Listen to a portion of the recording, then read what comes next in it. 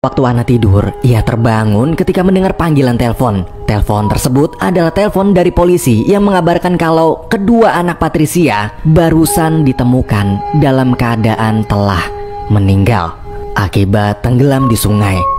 Mendengar itu, Ana sangat kaget dan segera pergi ke lokasi kejadian bersama dua anaknya.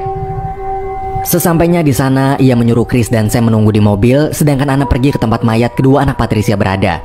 Di situ, Ana berbicara dengan seorang polisi bernama Cooper. Di tengah obrolan mereka, tiba-tiba Patricia datang dan langsung berteriak histeris. Ia begitu terpukul sambil mengatakan kalau Ana lah penyebab kedua anaknya meninggal. Semua ini terjadi pasti gara-gara Ana membuka pintu ruangan tempat Patricia mengurung anak-anaknya kemarin. Hal itulah yang membuat jiwa kedua anaknya dibawa pergi oleh sesosok iblis menyeramkan bernama La Llorona. Di mobil, karena penasaran dengan kejadian tersebut, Chris lalu pergi ke lokasi mayat kedua anak Patricia berada. Namun ketika Chris sedang melihat dari balik pagar, ia merasa seperti mendengar ada suara tangisan seseorang dari belakang.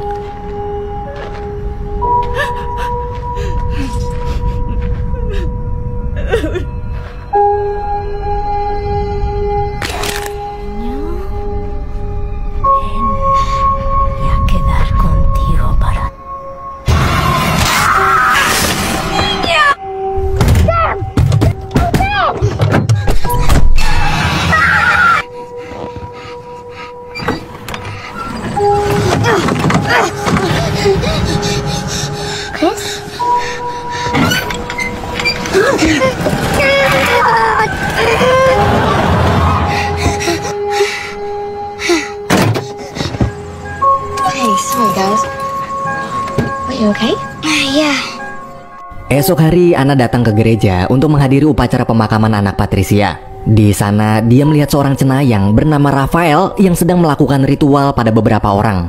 Tak lama kemudian, seorang pastor datang dan menjelaskan bahwa ritual tersebut dilakukan untuk melepaskan semua energi negatif dari dalam tubuh.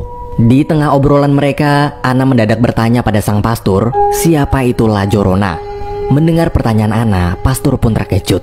Ia lalu mengajak Ana masuk ke dalam gereja. Pastor kemudian menceritakan suatu kisah. Dulu ada seorang wanita yang sangat cantik bernama La Llorona. Kecantikannya tersebut membuat banyak laki-laki kaya ingin menjadikannya istri. Tapi La Llorona justru malah memilih menikah dengan seorang petani sederhana.